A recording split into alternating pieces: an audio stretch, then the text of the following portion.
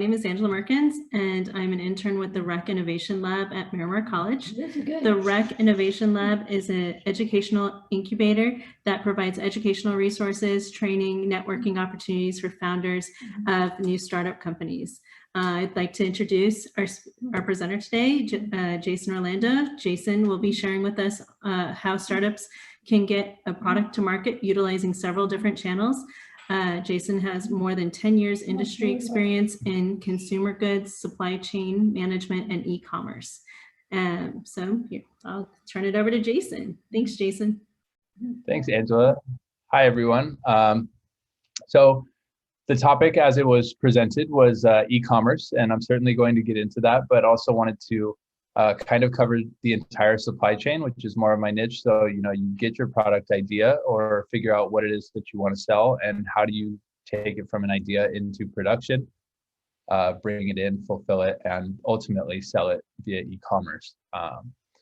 So that would be sourcing, fulfillment, and e-commerce. So a little bit of background about myself. I was at Miramar College, just like you guys, got my associates there, had a good experience there, went on to go to San Diego State, took 2 classes with Tanya. That was how I got to know her. And I'm currently finishing up an MBA at Cal State San Marcos. Over that time, I'd worked the whole time, always in consumer goods between wholesale and retail, and a lot of importing, mainly through China, but also Vietnam, Philippines, Thailand, and India. So bringing in containers, placing purchase orders, interacting with factories, forecasting, production, all that kind of stuff. I also operated my own warehouse facility for 5 years and leveraged that facility to take on clients and do warehousing for them. So I'm very familiar in the warehousing, and that kind of gave me another perspective on efficiencies to be gained and the costs that can go into just shipping and receiving your goods. Also witnessed the fall of brick and mortar, which is still kind of going on, but I was working for a company that was very wholesale dependent and selling into these brick and mortar channels. And when those stores failed, that business suffered because of it. So that was when I really became fascinated with Amazon and e-commerce as a whole, because it gives the business the personal control to sell directly to the customers, and then you're not reliant on the intermediary. So building up that channel where you can reach out and create sales directly instead of relying on a wholesale account. So that was how I got into the Amazon ecosystem, and since then I've just been following on that path. I think it's really interesting. There's a ton of upside. Amazon is growing and growing and growing. You can say what you want about Jeff Bezos, but he's created quite an empire in all this Amazon stuff. So I'm currently managing the supply chain for a top 100 Amazon seller, which has been really eye-opening to just see very high-level tactics as far as bringing these things in and really achieving volume on e-commerce. So step 1 is producing your goods.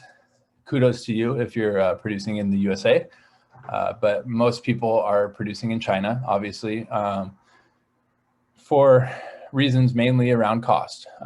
So most of you have probably heard of Alibaba. Alibaba is the leader as far as connecting people to factories.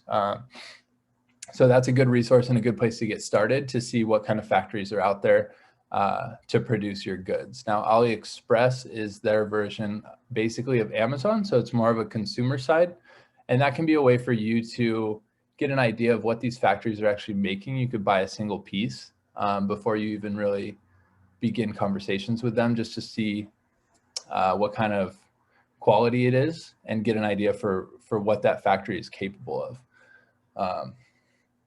Now, a lot of times with Alibaba, they've inflated their prices because that's just kind of the easiest way to reach customers. So it's not necessarily the cheapest way anymore. So one reason for that is you could actually think that you're purchasing from the actual manufacturer, but you're purchasing from a sourcing group. So a sourcing group takes a number of different manufacturers and would market their goods like on Alibaba or something. So you're their client, and then they would go source it for you, and then they take their markup.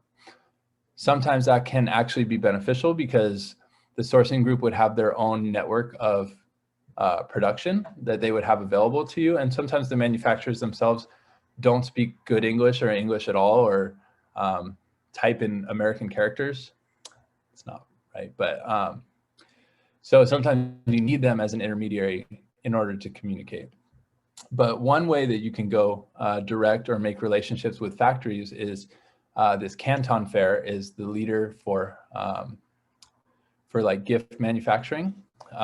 It's a big show that they do in China, and it's actually going on right now. And due to coronavirus, it's virtual. So you could actually join it. I believe you have to register as a buyer, but you could probably get yourself in to this Canton Fair, which is going on through the 24th, and be able to communicate directly with factories. So, you know, building that relationship is really important, because there's a lot of people that, you know, it's just the way that it is. So they're going to try to take advantage.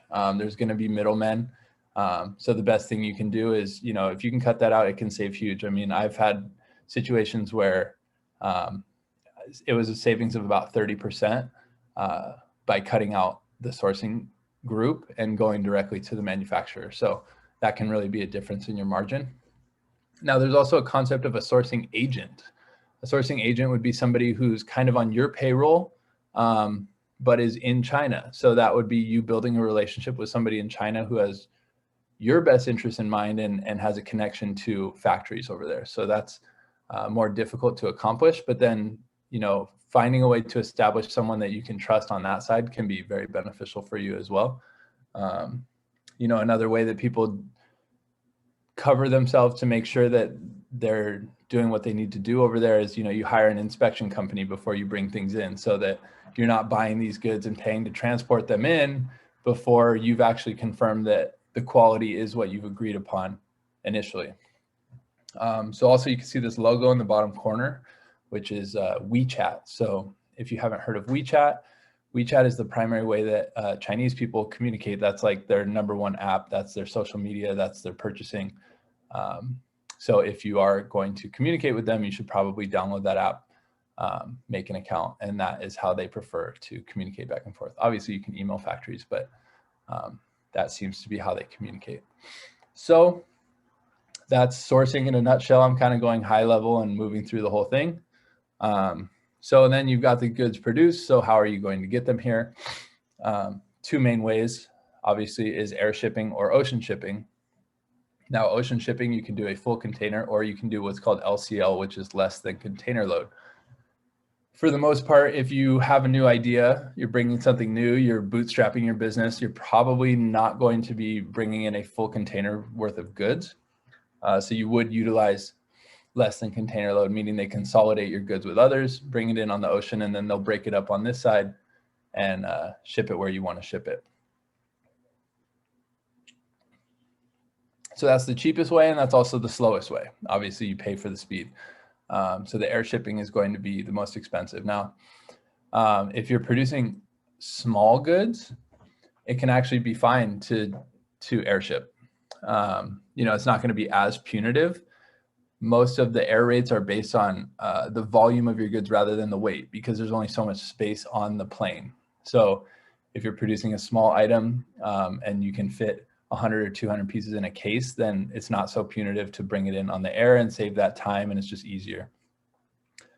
Regardless, you're going to need a relationship with a freight forwarder, or the factory can arrange for the goods to be shipped for you. But, you know, as far as shipping by DHL, you're not going to want to just go buy the list rates from Postal Annex and pay retail rates. So like the factory can offer you their air rates. They would generally have commercial air rates, or you would go through a freight forwarder or a broker who has negotiated contracts with these carriers to bring the goods in efficiently. Because especially, for example, the steamship line that moves all the containers, you can't just go there as a business and say, hey, I want to move a container. They have relationships with freight forwarders, and the freight forwarders are who's going to move them for you. So Flexport is probably the industry leader on freight forwarding right now. They've taken a more modern approach to freight forwarding and you know, made it very user-friendly, made an app, good website. You can track your goods across the ocean. They're not necessarily the cheapest, but they've kind of broken out as somebody that is really successful. I've done a lot of work with OEC. There's a million freight forwarders out there, and I would actually probably suggest partnering with one that's a little bit smaller, because they're going to be more interested in your business and helping you, and you're not just some little tiny account to them. And like I said, there's a lot of freight forwarders, especially in the Inland Empire, LA area, which is where there's a lot of warehousing. So you figure out how you're going to ship your goods. Then you have to figure out where you're going to put your goods. So maybe your warehouse or your garage when you're starting, or maybe somebody else's warehouse, which would be a 3PL, or directly into a fulfillment network like Amazon FBA. So 3PL stands for third-party logistics. That's a way for you to use somebody else's warehouse. That's a professional warehouse where they would store your goods and ship your goods for you. The beauty of that is it can scale with you. So if you have 1 pallet of goods, then you pay storage for 1 pallet of goods. And if you have 50, then you pay for 50. And same thing goes for the order volume. So even if you're paying a little bit more on the front end, you know, the ability to scale up and down is really ideal, especially when you're first starting out.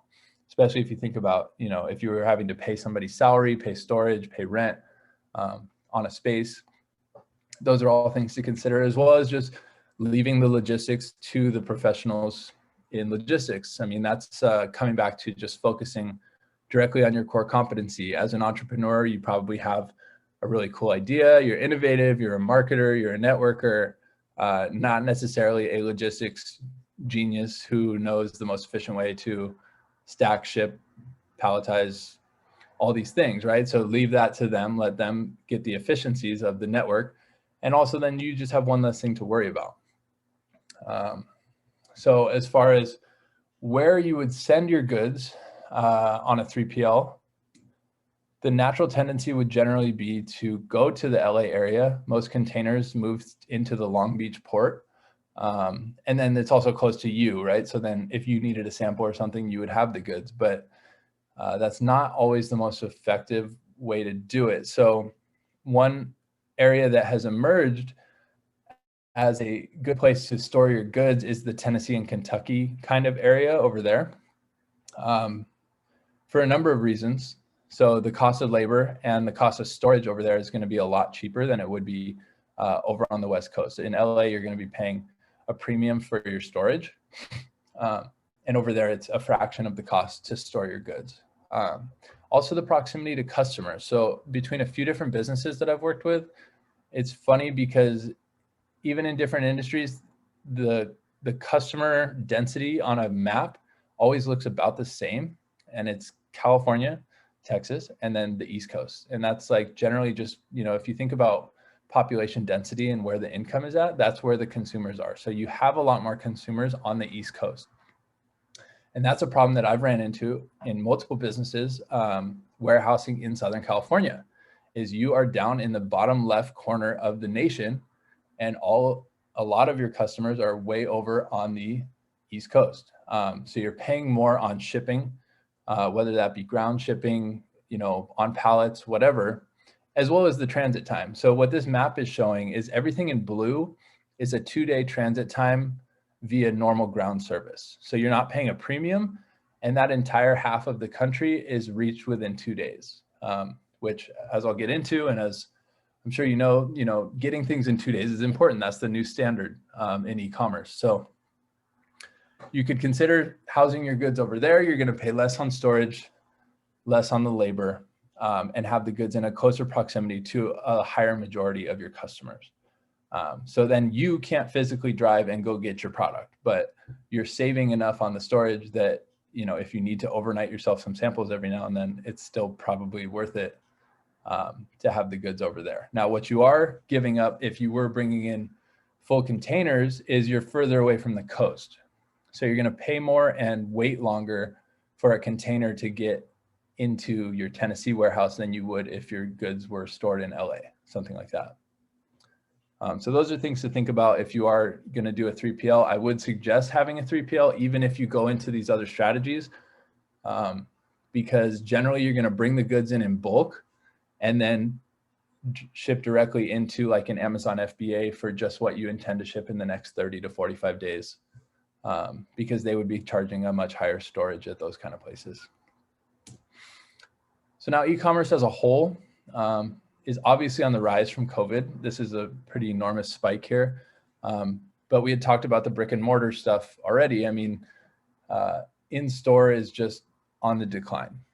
And e-commerce has been on the rise for years. And now COVID really just completely amplified that to where now we're still up around 50%. A lot of projections are expecting 50% increase over last year on e-commerce. So it's really important that if you are looking to sell your goods in volume, this is where your customers are, is online. So then also, you know, Prime had set the bar, and now it's becoming a standard of 2-day shipping. That's the expectation of consumers. And so you can see down at the bottom, this middle screen is that's on Walmart.com. The right side is on a Shopify website.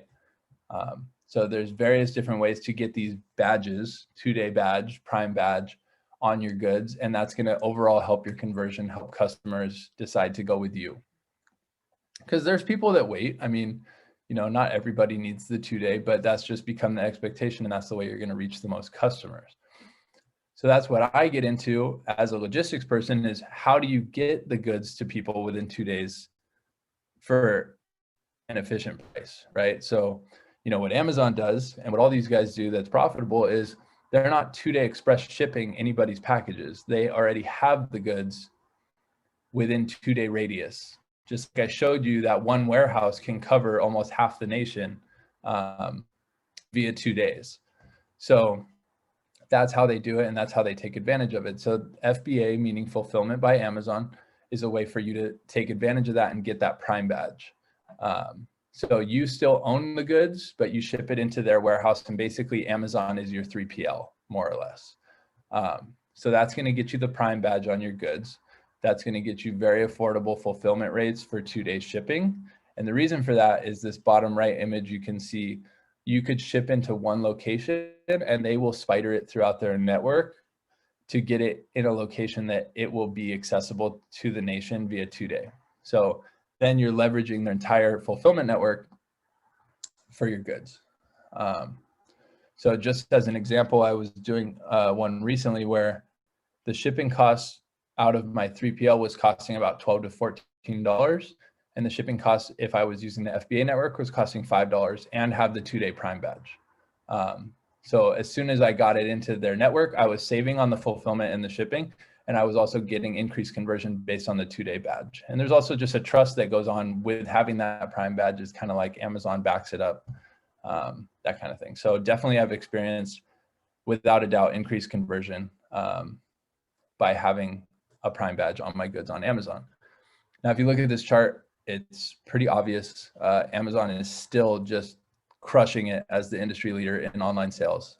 There's just no question. So there's plenty of ways that you can sell your goods online, not doubting that at all. And you can have success with or without Amazon. But if you want volume, that's where it is. It's on Amazon. Now, what I will say about it is if you're producing a good that is completely unique and not seen by the market, and maybe, you know, it's an awesome product, but nobody knows that they need it yet, that's not the kind of good that is going to do well on Amazon, because the whole purpose is you're taking advantage of their already traffic of consumers, right? So you need to have something that people are already looking for, or a need that they're already trying to solve. So the best things that you can produce and sell are things that are solving that problem in a new way, or an improved spin-off of an existing idea.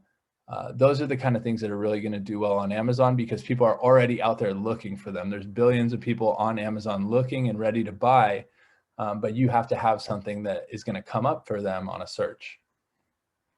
So if your product is too unique, it can be difficult to achieve the volume on Amazon. Now, the last thing I was going to talk about as far as Amazon is this multi-channel fulfillment called MCF. So then you really are kind of using them as your shipper of goods. So they will ship for you non-Amazon orders. You can submit it to them. So let's say you're selling on your own personal website and you get an order, you can have, and you have stock in Amazon's warehouse, you can request Amazon to send it to your customer that you got on your own personal website. And that's going to get you still really good shipping rates. So that's something that you can do, is you could just have them hold all your stock. So maybe you don't have a 3PL, you send it all to Amazon, and then they do all your shipping for you. Problem with that is you can't do wholesale orders really if you were going to do wholesale. There was another. Oh, and then, I mean, they're going to charge you a premium on the storage. So if you're bringing in your goods in bulk and you're not going to move through them within 30 to 45 days, then you're not going to want to bring it all into Amazon, or you're going to pay. And that can eat your margins as well. So other than Amazon, there's a lot of warehouses out there, but Deliver is a good one that is partnered.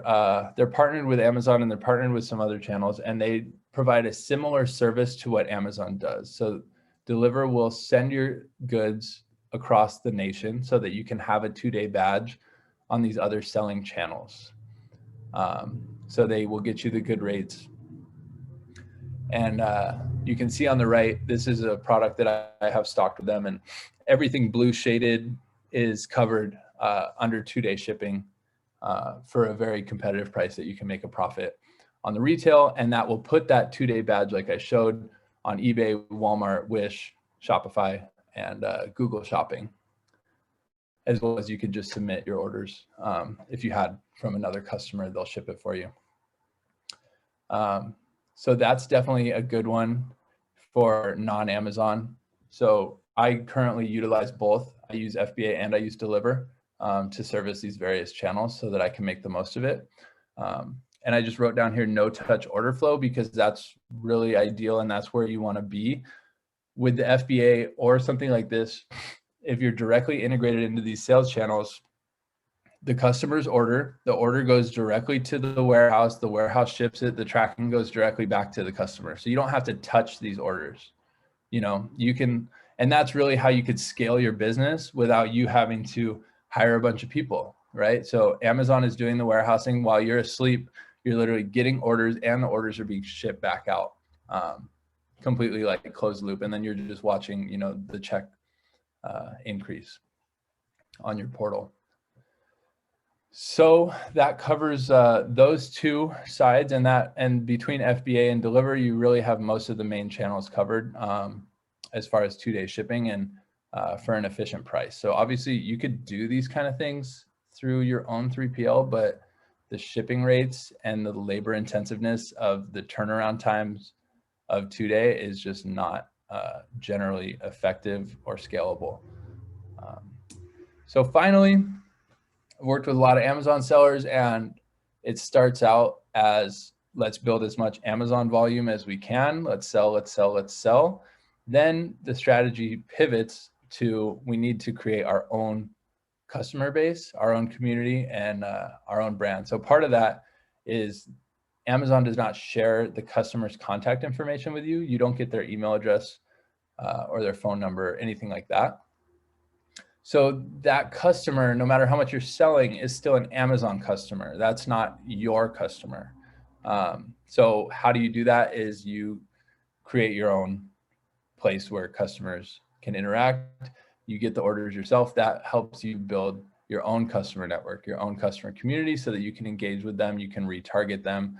You can do email campaigns to them, all that kind of stuff. That also allows you full storefront control as far as customization of how you want to present your offerings. And then you're also not paying commission. You're paying commission on Amazon and any other channel.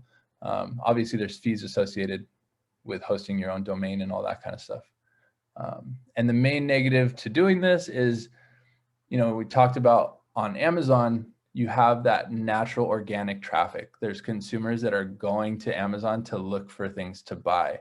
You start your own brand, obviously you don't have that volume. So you're going to spend, or you just got to hit the ground and slug it out and do your social media, but something is going to have to drive that traffic to your website. So this is something that you probably want to do alongside and really focus on trying to build that customer community yourself. And what you can do is, so another thing that's emerging, I don't know if you guys have ever gotten this on personal Amazon packages, but they call it a product insert. So you buy something on Amazon, you open it up, and then there's a little piece of paper that says, hey, thanks for buying this product. If you want a free gift or register the warranty or something, come over to our website. And then on the website, it asks you, put in your email address, and then you give them something, and that's a way for you to convert these Amazon customers to become your own customer and get them into your database and your network instead of just being an Amazon customer. So that's the kind of thing that is going to pay off dividends in the long run, because you're going to save a lot transactionally. You're going to have your own customer and really legitimize your business, because if not, you're just another brand on Amazon that's kind of a no name, no face, whereas you can really achieve the traffic yourself. So you've heard me talk about Shopify a few times. A lot of people talk about Shopify. Shopify is really ultimately just a way for you to get a transactional website up and running, but they do it very, very well. So they have inventory management, order management, customer management. They can handle your transaction processing. And then they also have a lot of API connectivity, meaning all these other apps and developers and stuff have built these tailored programs to connect in and out of Shopify. So you can have marketing campaign kind of stuff that's tapped in directly. You can tap them into deliver, and then they'll take over your orders. You can send the orders straight to Amazon. There's a lot of versatility and customization that can be done with Shopify to run your store of your business. But obviously, you can go make a website and pay for a transactional service to run the credit cards and things like that. Shopify just does a really good job at it. So that is my quick front to back supply chain and e-commerce rundown. I hope that was helpful for you guys. And I hope some of you entrepreneurs are going to have some good luck and be able to use some of this. Are there any questions? There's a couple questions in the chat, just to let you know. Let's see here. Just want to make sure that I get them. One said, thank you from MC. Thank you for your great sharing. For small products to sell, example, water bottle, what's the average range of the storage and logistic cost between FBA and 3PL, meaning storage plus packing plus delivery? Thank you. Packaging is a good point. So that's something that is to be taken into consideration when you're sourcing the goods, is to have the factory pack it in a shippable brown box. Because if you have to go buy a box to ship the goods in, or somebody else has to go buy a box to ship the goods in, domestically, it's going to cost you maybe at least 75 cents, whereas the factory in China could do it for 20 cents. And have it boxed for you so that it's ready to go. So there's things that you can do to save money like that. It's also a matter of figuring out, Amazon is going to choose a fulfillment center that they let you ship into. And that's designated when you set up your account. So what you could do is then you would have your bulk storage 3PL located close by to your default Amazon facility. And then you're going to get really cheap rates to be replenishing in. To Amazon. As far as fulfillment, generally probably $4 to $6 would be the prime cost for shipping, is what they would charge you on like a water bottle, like a hydro flask kind of thing.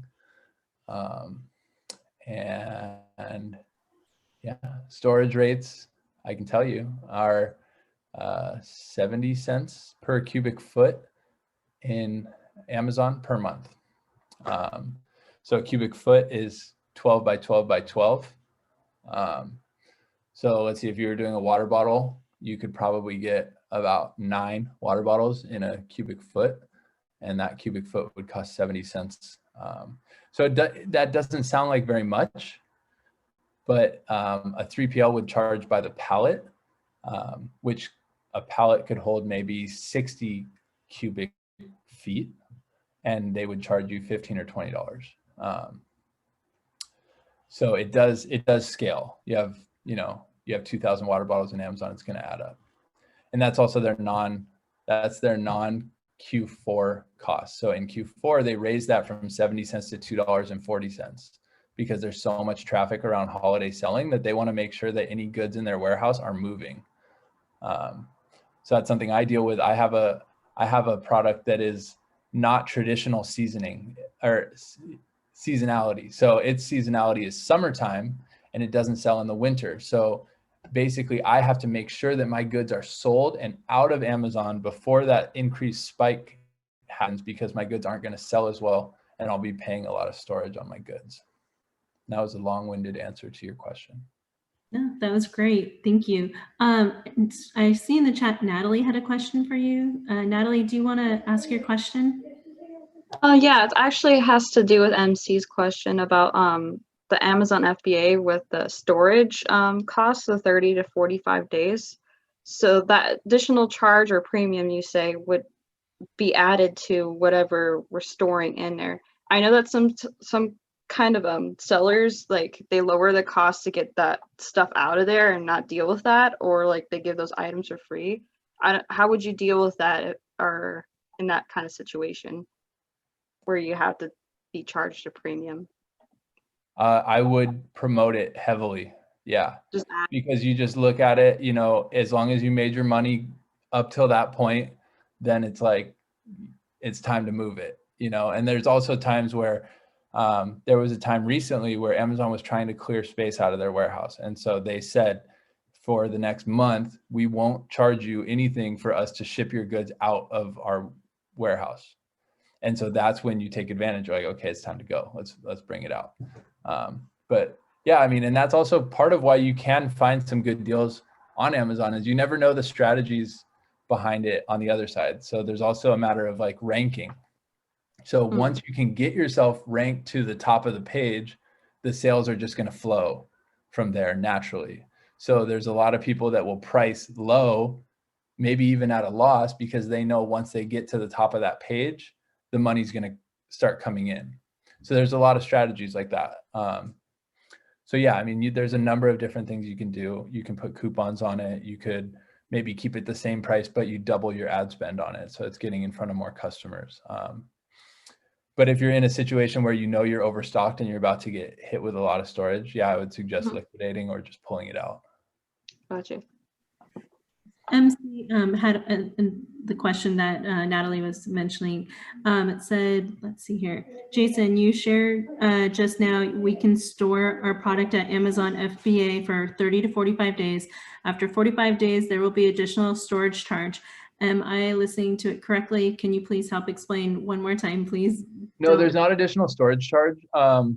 That's just kind of a general rule of thumb. So if you try to play it too tight, it takes time for the goods to move through their network. So like I showed you, they will send your goods across the country so that it's available for Prime. So maybe you got it into its destination warehouse within a week, but it could take another week or two for it to fully become available for sale. So you can't keep 15 days of goods, because it could end up taking you longer than 15 days to get the next replenishment in, right? And so then anything past that, you're just paying a little bit of unnecessary storage. So I do play it more towards 60 days actually, to be more conservative.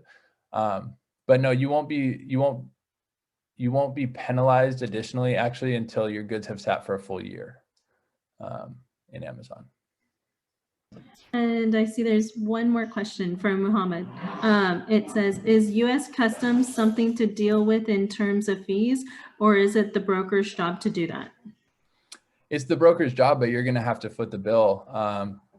And so it is important to understand based on the kind of product that you're bringing in, because sometimes purely based off of the duties and taxes that are applied to it, China is not the best option, you know, and Trump is implementing some things here and there. He's made some changes on certain categories of items that made it more punitive to bring them from China. So that's why I was saying I had items which were really heavily taxed to bring in from China. And so we sourced them from Vietnam instead. And it was a big savings. And so some of even the resources are shifting in that direction as well. There was a whole nother thing that I didn't talk about, which is they call it, oh no, I forgot the name of it now. There's a special tariff exclusion where if you're drop shipping in, oh gosh, I've lost my screen now.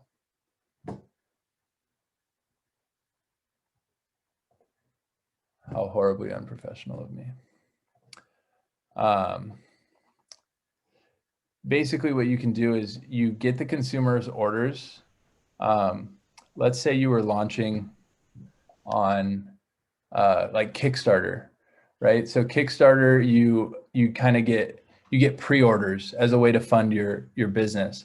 So then when you're purchasing, you already know where these goods are going to go. You could send the factory your shipping labels. So then when the goods get here, all a warehouse has to do is open this box and hand it to the United States Postal Service. And there's 50 labeled envelopes inside. So then you're saving all that processing and stuff on the US side. You have them package it for you and you hand it over.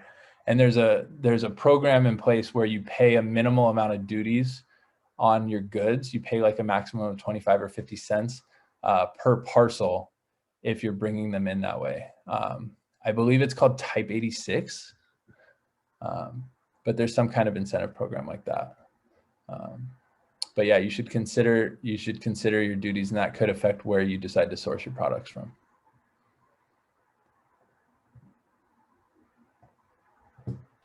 Awesome. Does anyone else have any more questions? Oh, I see one from MC. It says, for the product plastic water bottle, are we selling per individual 1 unit? Does Amazon require us to put a poly bag on each bottle? I read its guidelines, but I don't quite understand. Does the poly bag apply to certain product category or apply to all products? I mean, you don't need a poly bag if it's in an individual box, but other than that, yes, it should be poly bagged with a barcode on it.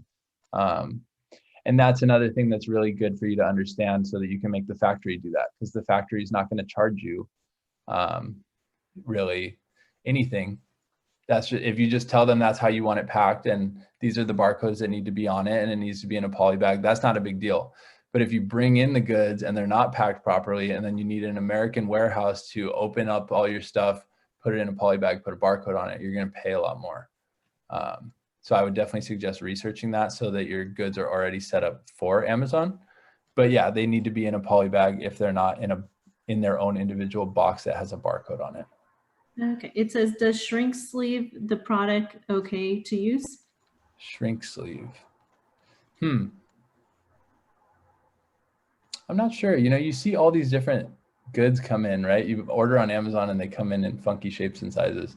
You can get away with a lot until all of a sudden you can't. So I've had situations like that as well where, you know, you bring in items kind of how you want and everything's fine. And then all of a sudden Amazon can change their policy and it can really mess you up. So I would suggest, especially again, if you're doing it at the sourcing level, it doesn't really cost you much to just do it how they want. And there's a lot of information online on that. It's mixed how helpful it is, but if you just put like Seller Central, like you Google search Seller Central and then what you're asking for. Seller Central is the portal of Fulfillment by Amazon, and they have a forum. So there's all kinds of sellers that'll ask, you know, all the questions and back and forth. I haven't really found a good Reddit channel, but they're out there. There's Reddit channels, obviously, for FBA sellers and stuff like that.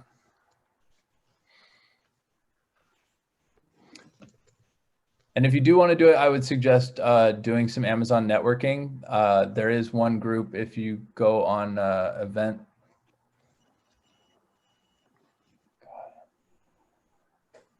I'm failing now. It's like an event website. So there's groups. There's Amazon selling groups in San Diego, and you don't necessarily have to be an Amazon seller, but you could go there and express interest, and people kind of discuss personal experience and strategies and things like that. And so I did some of that to learn and to network some of this Amazon stuff as well. Awesome. That's really helpful. Thank you. Yep. I love that you're giving us all this feedback and personal experience. It really helps having your knowledge. Thank you. Yeah, I'm happy to share. Thank you guys. Well, Does anyone have any other questions? Mohammed, I see you unmuted yourself. Do you have anything? No, actually, there are a lot of things that are now clear because almost a year ago, I was into ordering something from China and it was way cheaper to get it from there. But I didn't know a lot. I didn't know how to do it, and I ended up buying it from here, and I paid almost 4 times or 5 times the cost of it. Yeah, but thank you very much. It's really clear now.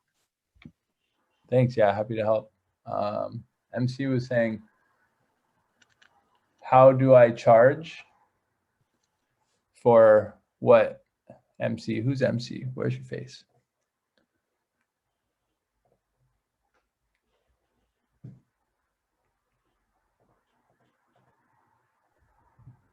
MC, if you want to clarify that. Oh, so I mean, as far as shipping, that's what I was saying. If you're going to do like real e-commerce shipping, maybe not if you have really high retail items, but you kind of need to utilize a delivery network like Amazon FBA or Deliver, because if you use a regular warehouse, I mean, I did offer warehousing, I did drop shipping, I did all that. You're paying a higher price on shipping. I'm in one location, so then you're paying a higher level of shipping to ship to people on the other side of the country. And there's also just a lot more service fees. These new types of fulfillment services like this are just completely scaled to be as efficient as possible, and they are just, the rates honestly are insane. From doing warehousing myself, and then I look at what Amazon FBA will ship for, I have no idea how they make it work, because they cover the boxes, they cover the labor, they cover the shipping, and they all roll it into one cost that's cheaper than I could pay FedEx to go ship it for. So yeah, if you want to achieve volume and you want to have the 2-day shipping and you want to get it for a good price, you need to utilize these networks. You know, I actually had another question. Jason, you mentioned earlier that if you have a product that is completely new, something that it's not available in the market yet, putting it on Amazon is probably not the best idea, because most people will go to Amazon looking for stuff they already know it's going to be there. So do you have any, this is kind of a hard question, I guess, but do you have any suggestions? If you have something that's brand new, nothing like in the market, what do you do? Well, I think that's a good question. And I think it would apply the same as it would outside of the e-commerce world, is nobody knows they want it yet. So it's your responsibility to inform the consumer base that this is something that you need and you want to buy, because they don't know it exists, right? So I would say social media is a good place for that. And you need to figure out a way to get it viral, get it trending, get eyes in front of it. And then maybe you do direct them to an Amazon store that has the goods. So you have FBA sell it, but you're driving the traffic there yourself. But then you can make the argument, why not drive the traffic to your own website instead, right? And then that's your little customer community. So if you're going to put all that effort, you might as well make them your customers and not just drive them over to Amazon, you know? I see. Awesome. Thank you very much. Natalie had a question for you. What product do you sell, if you don't mind me asking? So I've worked in candles, I've worked in fans, I've worked in apparel, I've worked in actually some marijuana accessories, and toys and games and things like that. So I've been in a variety of different, I don't like apparel. It's a lot of SKUs, right? So every color has 6 sizes, and it's a lot to manage, you know, just to bring one product out. But everything else has been fine. You know, there's various levels of competitiveness in each one, and you have to figure out what's the magic recipe for the customer. You know, like another thing that can be good as far as like maximizing your margin and your value proposition is, instead of just selling one of something, you sell it as a 2-pack. So then, you know, it's maybe less than double the cost of what your competitors are selling for, but you have them packaged together. So you're still paying one shipping cost to the customer, but they're getting 2 items. So that's a way for you to increase your revenue per transaction. That's a way for you to minimize your costs on that, and just make the most out of your margin, and then also just have a better value proposition to the customer because they're getting more.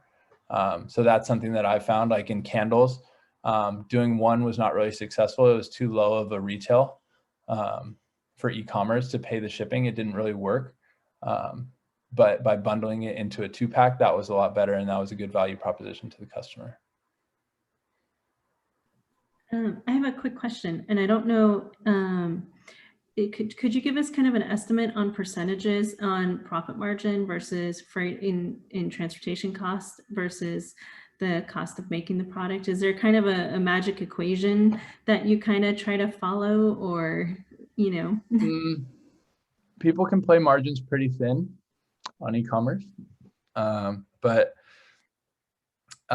I would say it's pretty standard to spend 10 to 15% on advertising. You should be probably happy making a 20% margin at the end of the day, which means you should probably aim for 30 and end up at 20. So then your product cost should probably not be more than 30% of the retail. Shipping is going to be maybe 5 or 10% if you're doing it right, of your product cost. Okay, thank you.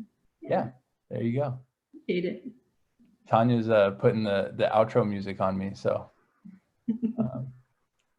I really appreciate you guys' time. It was really great to share with you guys. You know, we have one more question here, Jason, from MC, if you don't mind. What's your advice on how much margin we should have in order to sustain the business? That's what I was saying, is you should probably aim for 30 and be happy if you walk away with 20. Okay. Yeah. Sounds good. Yeah. You know, one last thing that Tanya likes doing, and since I'm filling in for her, she likes taking a picture of everyone. So if you guys want to turn on your cameras, I'll take a screenshot if you guys don't mind. Let's see. I think I have to stop Jason's I want to share. see MC with all the questions. Where's MC? Well, not a lot of people with their cameras on, but you know, if anyone wants to, we still have a couple seconds here before I take the screenshot. All right. It's for last chance, MC. All right. There it is. One more. Everyone smile. All right. Awesome. Thank you so much, everyone, for attending. Thank you so much, Jason, for donating your time and knowledge to us. Do you have any final thoughts you want to leave us with? No, you guys asked some good questions, and I just hope that was helpful. And like I said, you know, feel free to reach out to me on email or LinkedIn if you guys have questions. I'm happy to help. Awesome. Thank you very much. Thanks, Bye, guys. bye. Have a good night. Thank you so much. Bye. Bye. Have a great night.